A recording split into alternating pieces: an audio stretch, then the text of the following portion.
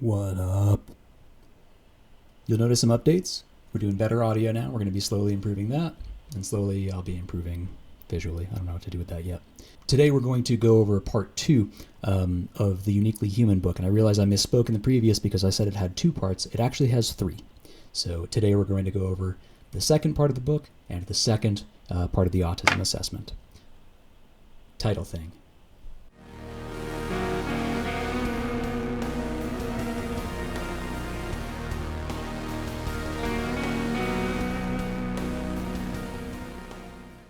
So I guess let's start with the second of the autism assessments.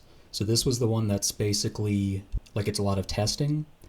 So there was a couple really long surveys, and I remember one of them kept grabbing my attention because it kept invoking the term so-called drugs in quotes like that. Or no, sorry. So-called illegal drugs. So-called illegal drugs. And it was in like 3 of the questions, and I just remember being like, I found it funny. They're so-called illegal drugs. Then we did a handful of these tests that were like, I guess they're like situational.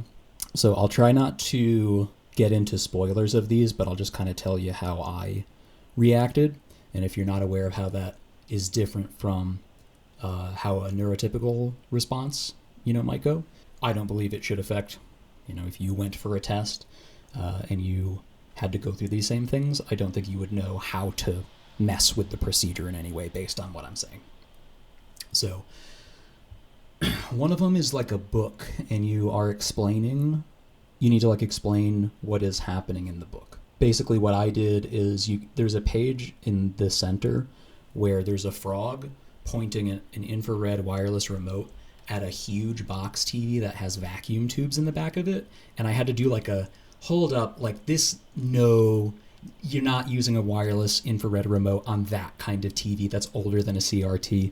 And after the session, I went home and researched it, and I think it was like 1970, they stopped manufacturing TVs with vacuum tubes like that, and they were sold out of that stock by like 72 or 75, and then early 80s, the first infrared wireless remote controls were introduced, but that would have been in the time of like CRT TVs, if not before. So I was right. But there's neurotypical people tend to not notice that. And that was really important for me when I was going through the book, and I resumed kind of telling the story, but I did have to take a break to point out, like, hey, there's something really wrong here. One similar one was taking objects and like telling a story with them. And that one stands out to me because one of the things was just a blue like shoelace. And so I took that and I said that was Big Blue Snake, and that was part of the story, was that Big Blue Snake had to go like help his friend with something. Some of them were like reasoning tests of like if you could determine what the next shape in a set ought to be. Some of them were just asking about like what various words mean, like various like historical figures kind of. And to be honest, I don't know what that was for. I may be part of the IQ portion, but I don't actually know what they're asking me that for. So I know who Martin Luther King is. I know who. I didn't find it stressful. I didn't like prepare in any way, and that's kind of what makes it funny when you haven't prepared in any way and you accidentally did like 15 things that let this person know you're autistic without knowing it. And you talk about it after, how you've kind of exposed yourself in a way, and that I word it like that because it doesn't bug me. I'm not self-conscious about it. So I understand that some people don't like to hear what's in the feedback session. When she was describing things that would traditionally be deficits, for me it was funny because that is me. I missed the opportunity to like ask you about your dog when you were asking me about my dog. I did that. And it's not because I'm bad inside. That's a description of what happened. And that's not to say that other people can't feel bad about it, because I get why they do.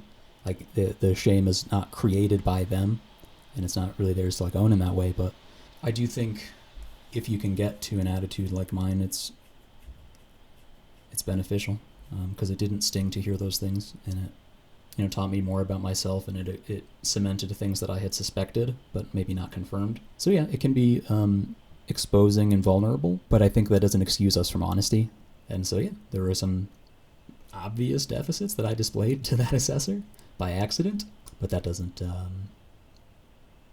that's not a problem.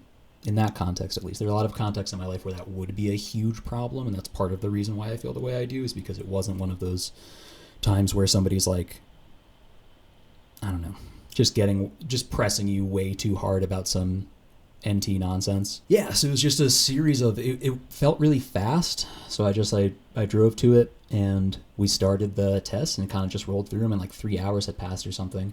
But I was just kind of sipping my coffee, and like, you just asking me questions? Okay, yep.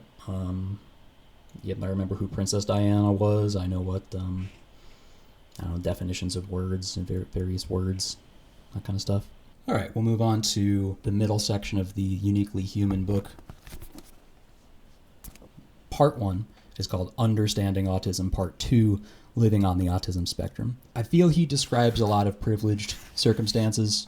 You'll notice a lot of the people he's talking about are moving internationally for jobs, and high-ranking diplomats, and people that have a lot of access to things that I didn't, for example. So this part of the book I vibe with personally a little less. I don't disagree with its content, but I haven't had experiences with like supportive family.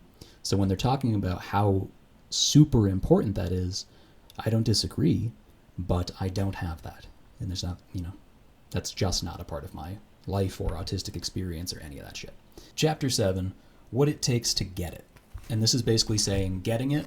When he says get it, he's referring to, can you interact with an autistic person and not basically freak out? Can you go into a room with a disabled person and not wind up like scream crying and blaming them? So people who don't get it, basically this chapter is saying, they're often over-intellectualizing autistic support. There's a description of a guy named Paul who does a really good job working with autistic children because he is not formally trained. He's just committed to observing and listening and noticing.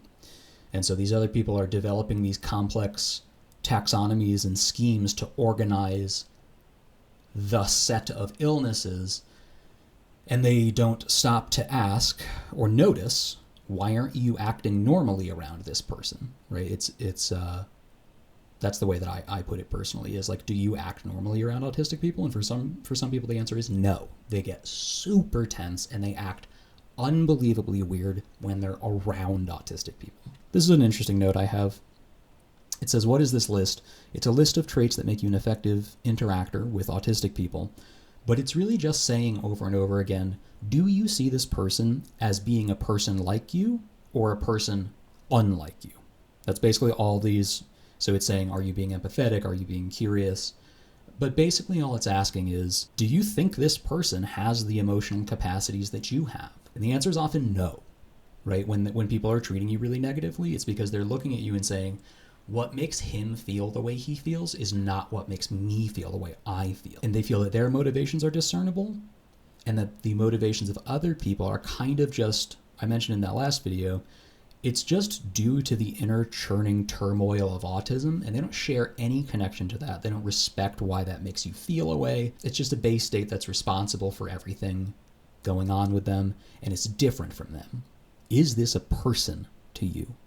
Or is this like a medical curiosity and all social rules go out the window because you're basically at a zoo? Chapter 8, it's called Wisdom from the Circle. And my note in my journal here just says, this is all meaningless if it's your direct family that demonized your communication. There's simply nothing I can do to advocate for myself in that context of like my family, because it's all inappropriate aggression to the bigoted mind. Right? Saying I should be respected in conversation leads to a demonstration of power. It isn't seen as being assertive like is described in the book. They're basically saying it's important to like really stand up for yourself. But I think he's missing that when you're not the right kind of person, you standing up for yourself is not assertiveness. That is the aggression that they are waiting to retaliate against, and they will demonstrate their power as soon as they feel they can. So that's one of the chapters that I just didn't really connect with. Doesn't have much to do with me.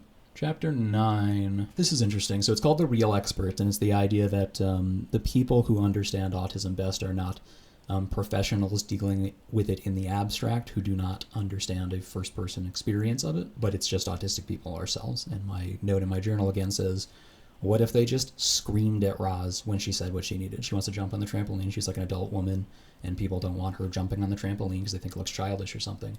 And if when she asked to go regulate herself and jump on the trampoline, if they had just fucking screamed at her, like that's how my life went. I also have a highlighted quote on here that we'll deal with in the longer essay.